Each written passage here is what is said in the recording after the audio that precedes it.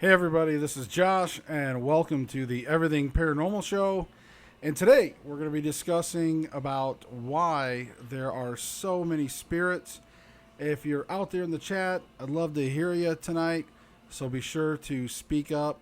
We will try to get to the different questions and things like that tonight as we go. So tonight's episode, again, I wanted to talk to you guys about why there are so many types of spirits. There's many different people out there, in different forums that I'm a part of. Some of you guys may be in some of those forums that I am on Facebook.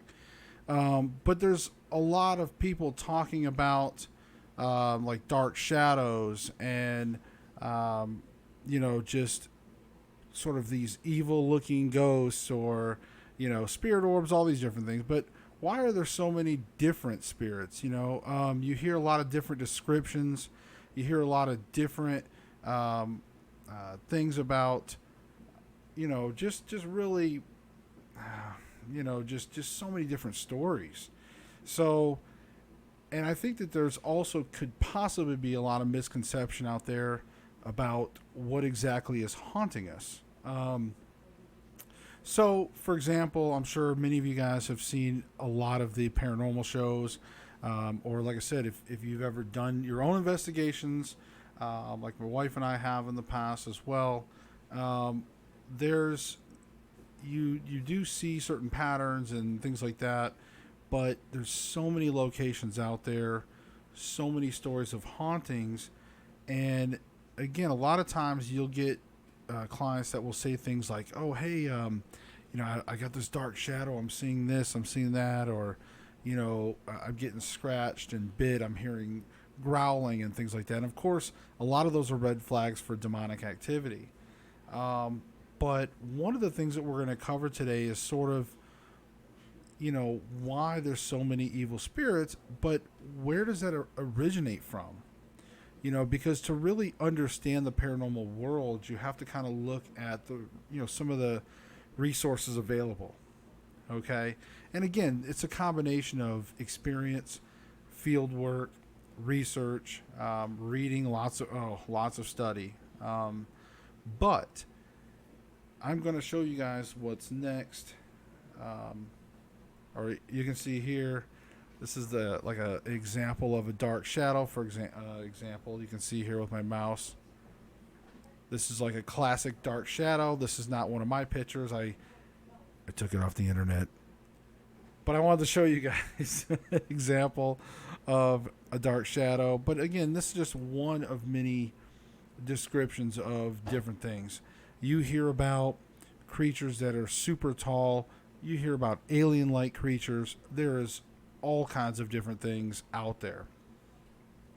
So what I wanted to talk to you guys about again is the history. So the biggest thing to understand is where does these evil spirits come from, or what is involved in the spirit realm as well. Keeping in mind that the spirit realm, I'm not going to really go into like super detail of the layers of the spirit realm or the different frequency levels, things like that. We're just going to focus strictly on sort of like I guess you'd say like the evil spirits, the types of ghosts. So evil spirits, where do they come from? Well, one of the best answers that we have is in the Book of Enoch. Now, if some of you have heard of the Book of Enoch, some of you may not have heard. But just to kind of fill some people in, or at least bring them up to speed, I'll give you like a basic history. So Enoch was a righteous man. He was seventh from Adam. Okay. Adam from Adam and Eve. He was seventh down. And he lived to about 365 years old. He actually walked with God. And God used him in a variety of functions. One of those, he was a mediator to the fallen angels. Which brings me sort of to the next point. There is a period in history, and it is backed up by the Holy Bible. You can see verses like in Genesis, for example. But there is a point in which the angels, or what they call the Watchers, they they became infatuated with human women. So they made a pact. 200 of them, in fact, made a pact, and they descended on Earth, and they basically chose wives. They showed up in the form of man and what's called fallen angels, and they wooed the women. They taught them spells, enchantments, cutting of roots. They taught them about plants, basically, astrology, all kinds of things. They wooed them, and they swept them off their feet, married them, and they had sex and produced giants. And of course, a lot of people refer to this as the Nephilim, but we'll just say giants just to make it easy. So they had these offspring hybrids. Well, apparently, this wasn't enough for the fallen angels back then. Okay, so they started to fornicate with animals. Yes, I know it sounds crazy, but let's take a look here real quick. Oh, I just switched screens. All right, so let's take a look, and I realize that I'm covering up just a little bit of this, but basically, and I'll go ahead and you can kind of read here as well, but this is a passage from Enoch, and again, and all of the others with them unto themselves wives, talking about the fallen angels, and each chose one for himself, and they began to go into them and to defile themselves with them. Okay, so obviously we know what that means. They mated with women. And then again, you can see where I have in red here, they taught them charms and enchantments in the cutting of roots and made them acquainted with plants. They became pregnant, and they bare great giants whose height was 3,000 ells. Now, I'm going to stop here. These giants were like huge, but quickly, actually, the height on those did come to way down pretty quickly, and there's so much more to that. You can learn all about it and other stuff that we'll talk about. But for this purpose, basically they consumed all the acquisitions of men. So I mean, they're like these huge giants. As you can imagine, all the calorie intake they have to fulfill, right? So when there was no longer sustaining them, the giants turned against them and devoured mankind. They began to sin against birds and beasts and reptiles and fish, and devour one another's flesh and drink the blood. So, but yeah, there's other passages. Again, this is just a small excerpt, but there's other passages where the fallen angels experimented by making love with all types of animals. Okay, back then, animals pre-flood was different. Okay, that's one thing you have to understand. The animals pre-flood did not fear man. Okay, so they kind of walked along. They were probably a lot easier to befriend, if you know what I mean. Okay, but they did not fear man. So now, so as you can imagine, I want you guys to think about this. So, fish, reptiles, beasts, birds, okay? Think about when you have fallen angels, maybe even the giants themselves, mating with these different type of animals. The offspring that is produced is going to be very odd. So, when you guys think back to those Greek, what they call like the myths, right? What am I? It's escaping me, but you know what I'm saying. So, Zeus, the mythology, right? So Clash of the Titans, right? Centaurs, minotaurs, chimeras. I mean, anything that you can think of. Okay, I'm almost positive it existed. Okay, if it was some kind of old legend, all right, it was some kind of half creature, half person or some kind of weird hybrid, I guarantee it's from these days. So guys, I know a lot of it seems kind of far-fetched, but it's there, okay? And let me tell you something. The Book of Enoch was written during these times, okay? Enoch was around before the flood, okay? He was there during these times. He was a witness, just like other people was. That's why you find in existing scriptures stuff about giants and sometimes monsters and things that they'll reference, okay? So believe me when I say it happened, and we just look at it nowadays as like, oh, there's just no way.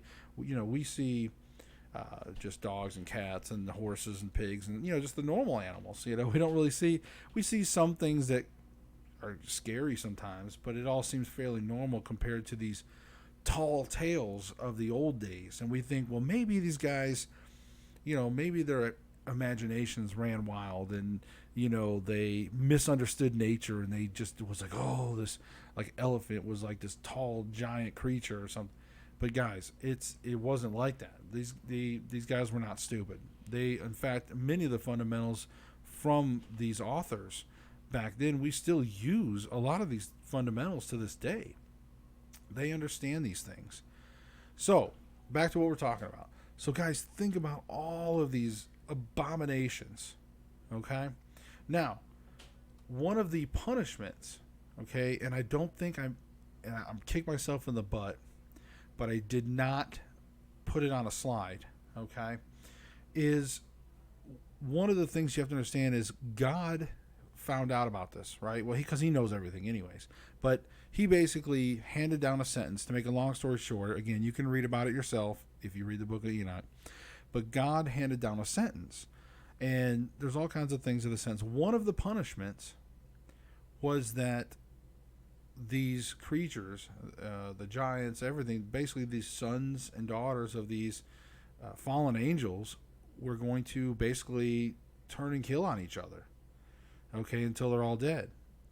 And on top of that, God had to wash away everything so we get Noah's flood soon.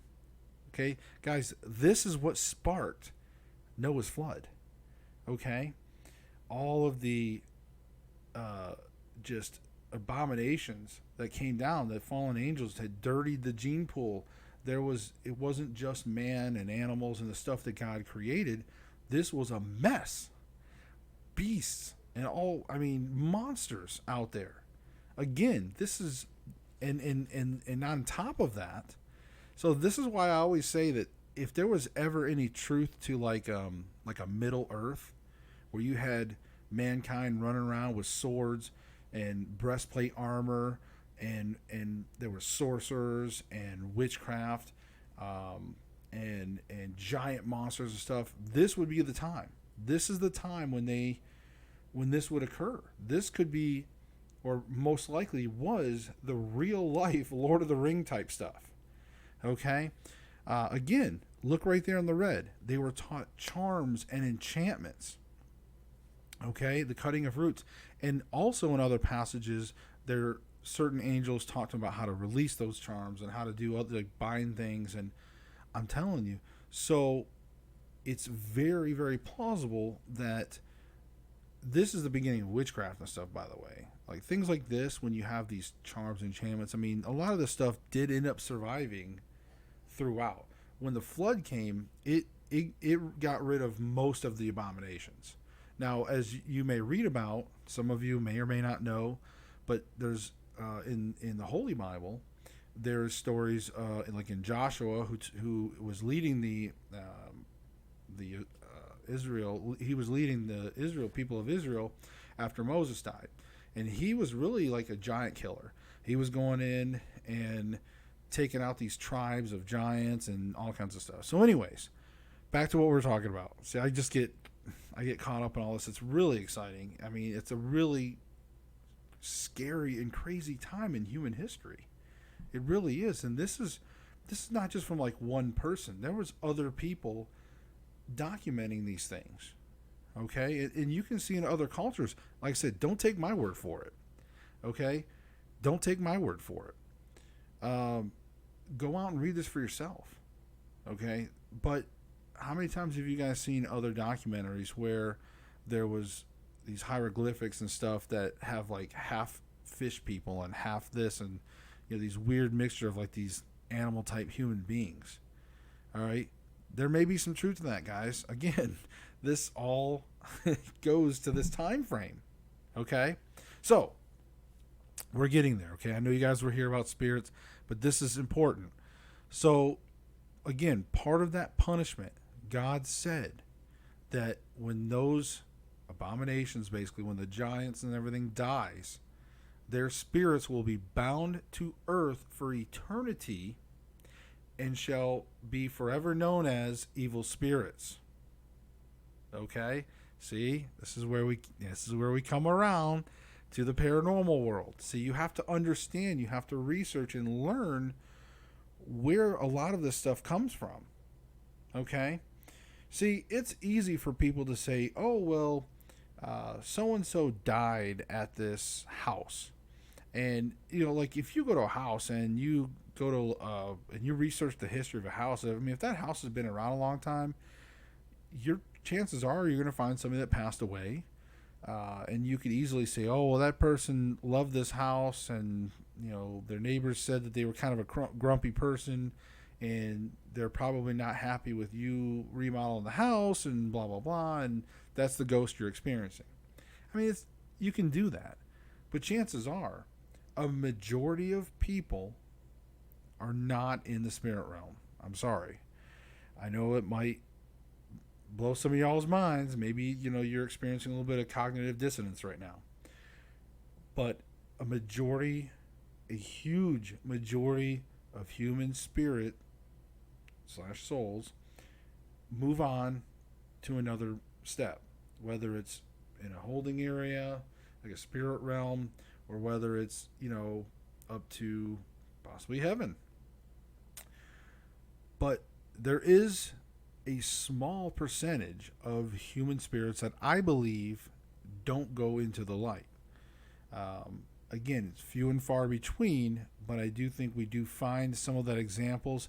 And sometimes people of high faith and religion, they don't always believe that part of it. I think they back me up on the evil spirits part usually, because that is in the Bible. But they're usually of the type where it's like, hey, if you're either in or out, there's no spirit realm type thing for human spirits. But I have come across some passages. Obviously, there is some passages in the Book of Enoch talking about where there's a separated spirit realm. But at the same time, just over the years of experience and investigation, there is, you do come across certain cases where it's like you can kind of tell that you may be contacting a human spirit. And usually it's cases where it's not your normal torment and hauntings type stuff where they're tormenting people. It's usually when they're just trying to get some attention, maybe some form of communication, a little bit of knocking or like tapping or something. Usually nothing on a negative level or a scary level. And usually it's spirits that are trying to find their way. They may have another purpose, and some of them can be rescued. Some of them can be shown the light. Sometimes we can ask from light, from the heavens, and guide spirits to them sometimes. Again, it's few and far between. I think a majority of when people believe they are dealing with like a human ghost, somebody that had died in the past, I think that they're getting fooled, they're getting tricked. So for us to go back, and one of the things, and man, I wish I would have put that slide up there. It just irritates me. I'm going to change it over to here. Now, this is a huge text, and I'm sorry if you can't read it. I didn't realize how small it would probably end up showing up on here. So, but on here, this is actually from the Book of Giants. This was recovered from. This is fragmented, so that's why when you see these little dots and stuff, this was fragments. This was actually found and reconstructed from the Dead Sea Scrolls. Okay, so the Book of Giants, again, there's some perspective from some of the giants in here, but this also backs up and talks about Enoch. It talks about what the angels did. It talks about, actually, it even has a breakout of like 200 asses, 200 rams, 200 goats, 200, it names all these different animals, and it says for the purpose of basically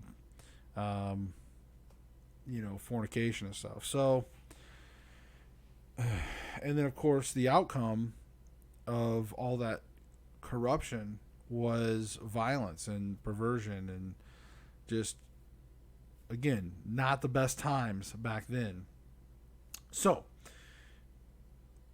I just keep getting digressed, because I'm telling you, it's like there's so much to this. There's so many things I could share about this.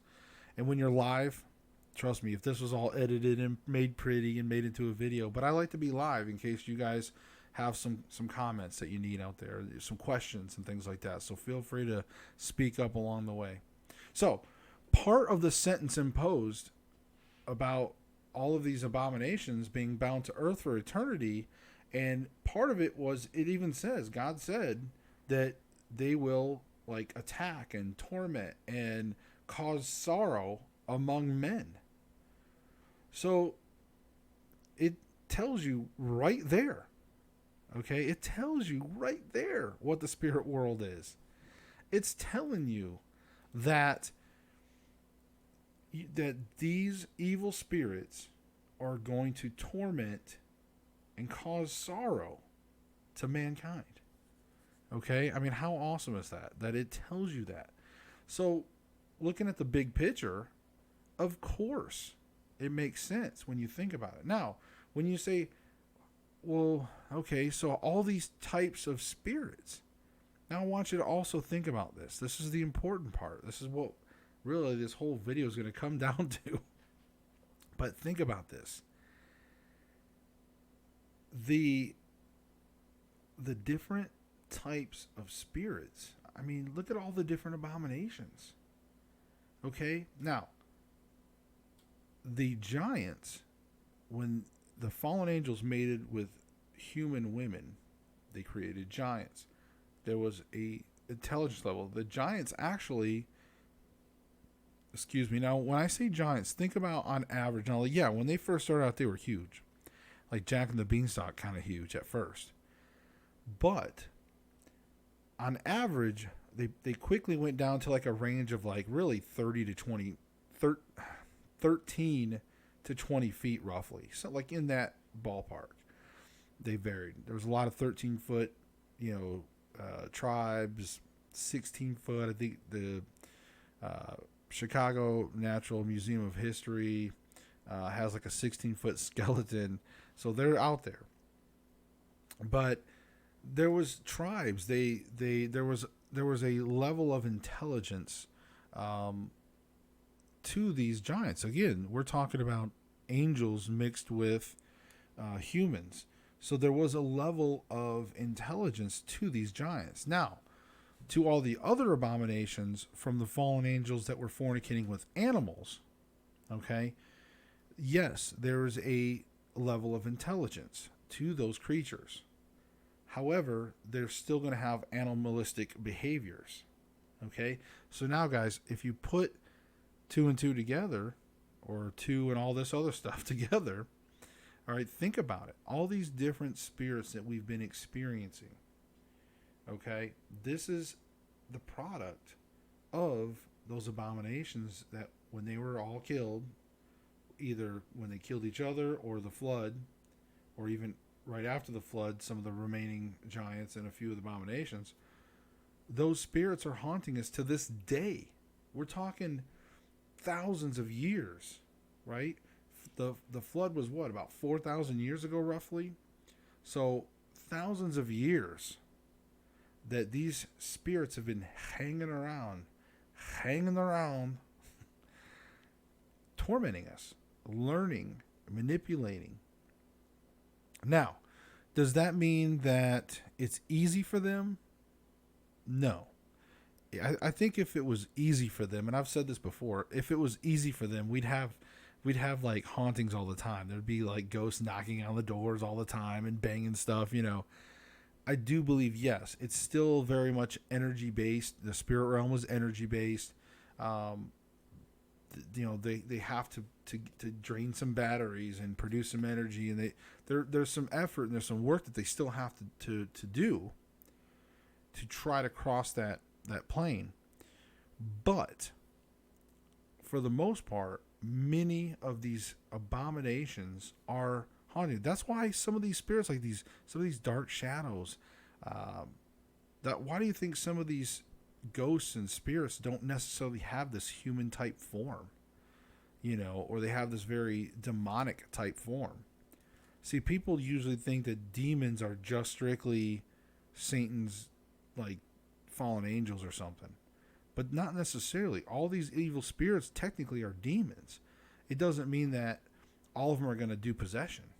Okay, there's a lot of these ones, the ones that are probably of slightly lower intelligence and more animalistic, that are going to be more tormenting you. They're the ones that may dash around corners or you know, tap on stuff and just irritate you, like little things here and there. Or even ominous type stuff like dark shadows and try to scare you, or even possibly attack you sometimes, possibly scratch you, you know. And people say that it's completely demonic and there's going to be a possession and those type of things. That's not always true.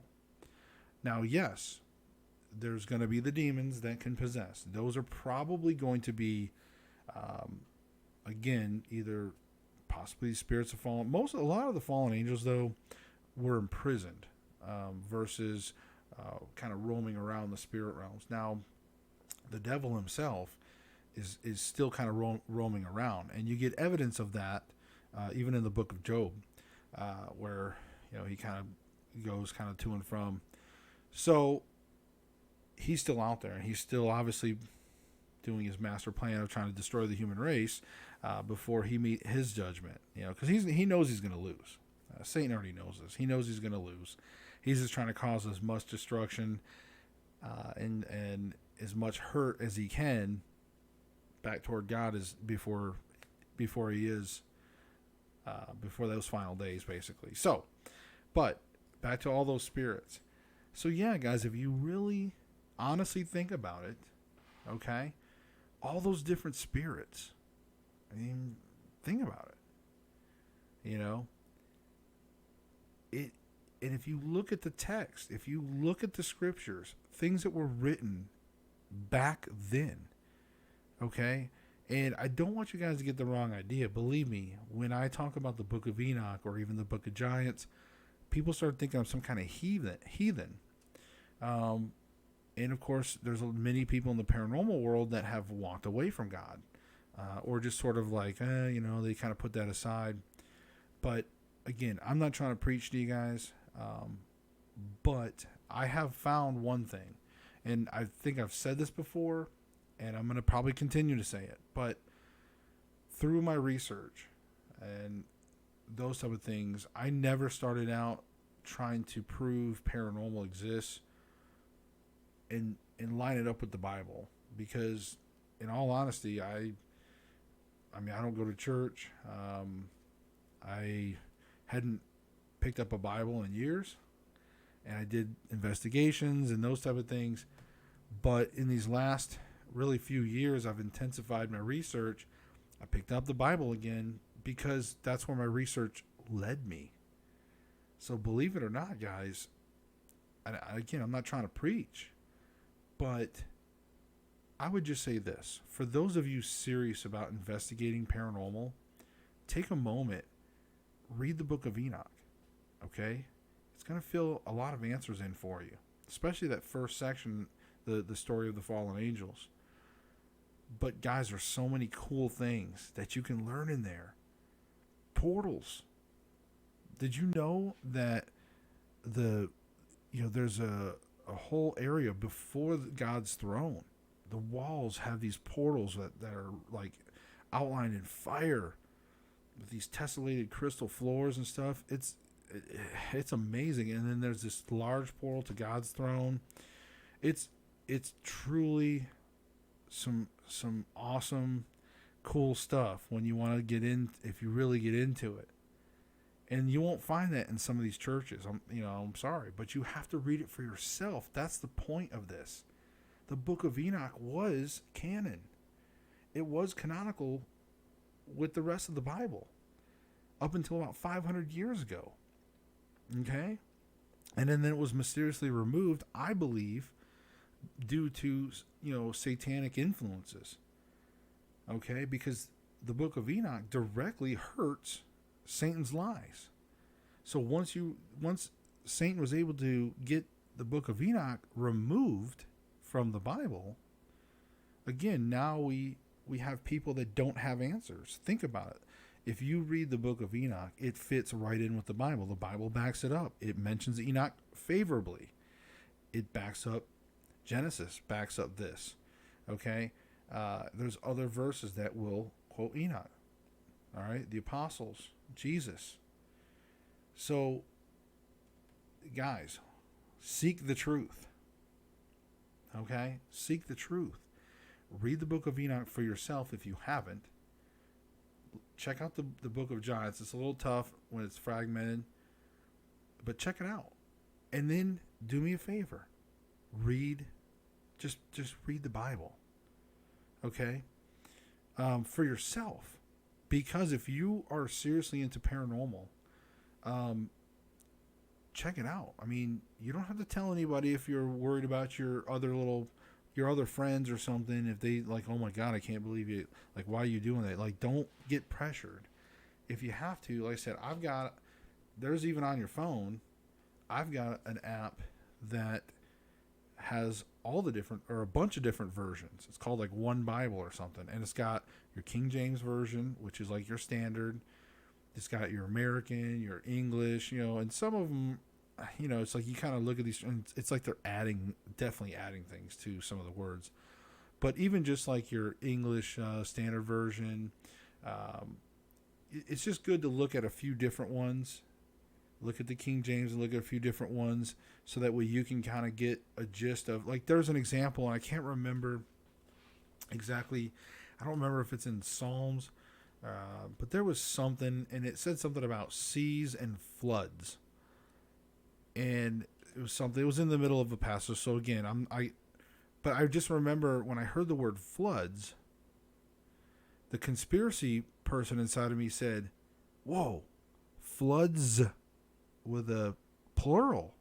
Oh my God. So maybe there's confirmation there's been more than one flood, right? Other than just Noah. Because I had some other theories about beyond the scope of what was told in the Bible. But in any case, I looked up in some other versions, and actually the Hebrew word translated to rivers. So that makes more sense. Seas and rivers. So that's why it's important to look at different translations, because the original Bible is in Hebrew. King James Version was written for the king to understand it in King's English. So, and then since then, we've had many other translations from Hebrew, or better translations. So it's important to read all of those, or to reference with all of them. That's what I say.